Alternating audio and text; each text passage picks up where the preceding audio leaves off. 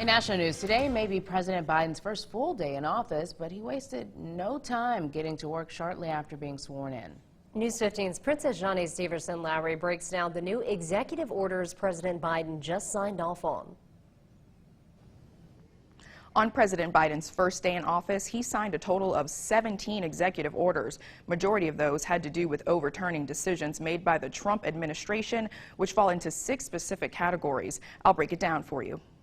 1. The pandemic. Biden reinstates ties with the World Health Organization and restores the Directorate for Global Health Security and Biodefense. 2. Immigration. Restarting visa processing, halting the Mexican border wall, blocking the Muslim travel ban, and deportation of Liberians. UL professor Christy Malloyd says presidents overturning one another's decisions is simple. The Great Plains, for instance. That's something that Trump was able to do with an executive order to put that into place, and Biden was able to cancel that out. So it makes it pretty easy. You know, it's basically legislating through the presidency 4 years at a time.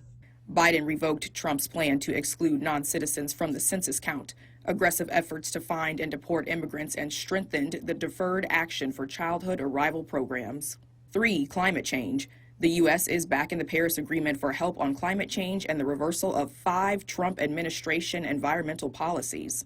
Malloyd says Biden's team has been prepping for changes like these. His transition team over the last 4 weeks or so has really been focusing on preparing these executive orders to have them in hand so that within the first hours after being sworn in, they would be ready for him to sign and to go immediately into effect. 4. Racial and LGBT equality.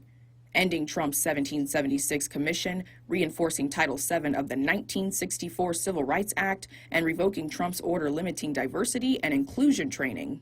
Malloyd says President Biden can carry out as many executive orders as he wants. The only thing restricting a president from implementing executive orders really is how quickly his staff can put them together.